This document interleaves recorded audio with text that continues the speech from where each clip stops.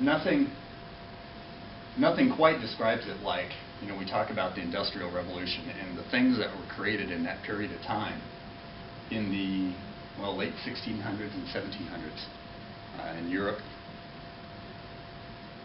in the early 1800s, but it's done by then, but in Europe and in America. And they talk about the steam engine. We've mentioned it here in class quite a lot. It was primarily attributed to, although people have been working on it for quite some time, but it was primarily attributed to, or working on the concepts for quite some time, Thomas Savery. And in '68, he filed a patent for something that he actually had a working model already, called, what they ultimately called it, the minor sprint. And what they used the early steam engines for was, early on, it was the removal of water from coal mines. In England, deforestation had already happened to a large account. So they were burning a lot of coal. And you can only dig so deep before water starts to fill up your hole in a lot of places. So pumping water out and fresh air in to these mines is, wow, I'm very good at this, is of particular interest. So they have these mines that were once valuable, and they're almost played out just because they can't get the water filling up their hole out and the air in. So the steam engine actually allowed them to pump water to a much higher column, or to much greater depth, however you want to look at it, than they could before. Before that, prime movers, civilization had available to them the water wheel and the windmill. And if you think about those two objects, you either have to be near a stream or the wind has to be blowing for you to do things like grind grain, run a trip hammer, interesting things like that.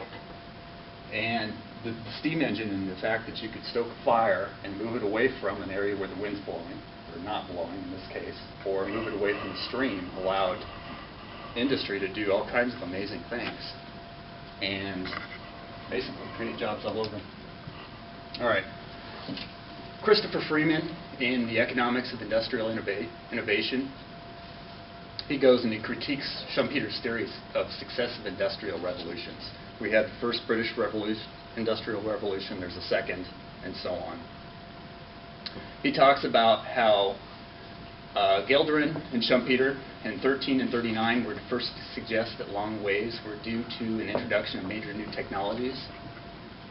And he critiques Schumpeter's use of historical notes and examples.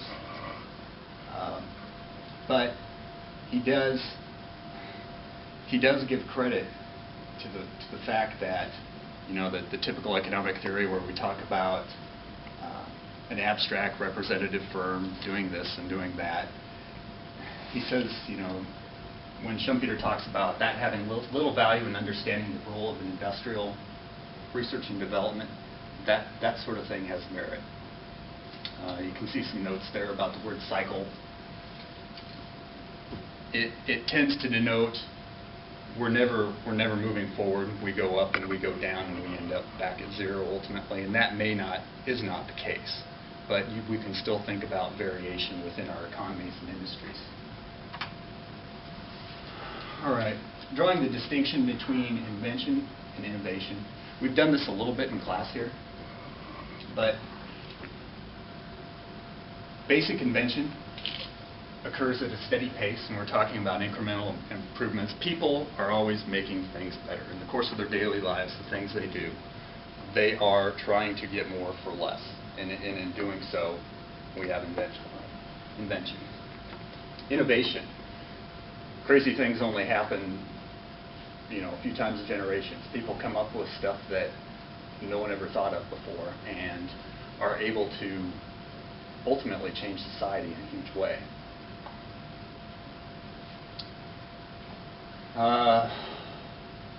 And Mensch, in '79, he talks to me, he gives some examples here. And he says, computers, radar, television, and the atomic bomb all happened within a very short time period in history.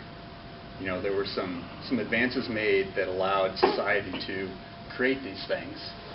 Computers definitely have had an impact. very good impact. The atomic bomb, maybe not so much.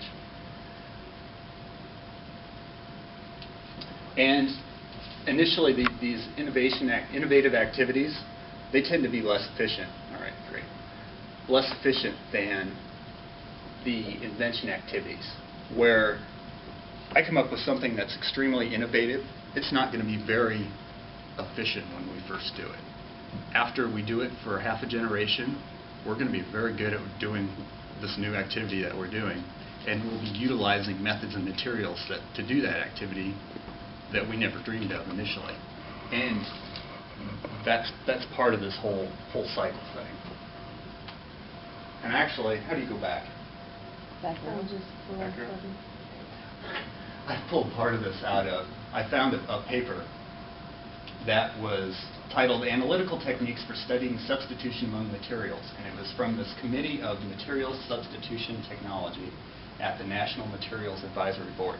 Literally, these guys were figuring out cheaper ways to make pop bottles. Was literally what this was about. And in it, you know, they started talking about Schumpeter and long wave theory, long cycle theory, and gave some really interesting ideas. Now, I can't even pronounce this gentleman's last name. In '77, he proposed this series of long wave cycles.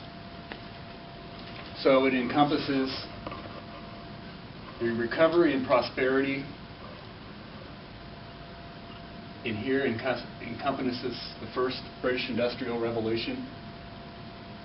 You'll notice here we're post-World War II in the U.S. Things like the chemical industry, fertilizers, creation of plastics, the substitution of steels for with plastics, that sort of thing, you know, led to all sorts of growth during those time periods. Now, I don't know whether, well, these are somewhat arbitrary, and I don't know whether we're reading a little bit too much into it as far as whether we have either a recency bias or a historical bias that, you know, we're looking at it through a filter, as well, Nassim Taleb would say. You know, so we're making some connections. Causation and correlation just, you know, causation does not necessarily indicate, or is not necessarily indicative of correlation, but it makes you wonder, it makes you think about it. At least it does me. I kind of have a question about globalization. You know, as the world has gotten smaller, or we could look at it as our local environment has gotten larger, has that had a tendency to moderate cycles? The prosperity takes longer, perhaps, to achieve. The speculative fever, you know, where you go over the top and recessions start to happen. Does just the inertia of the whole system, does that kind of dampen the effects of these things? That's kind of a personal question I have about the subject, and I'm kind of be interested in learning more about, if there is anything to learn more about. Does anyone have any questions? I'm done here.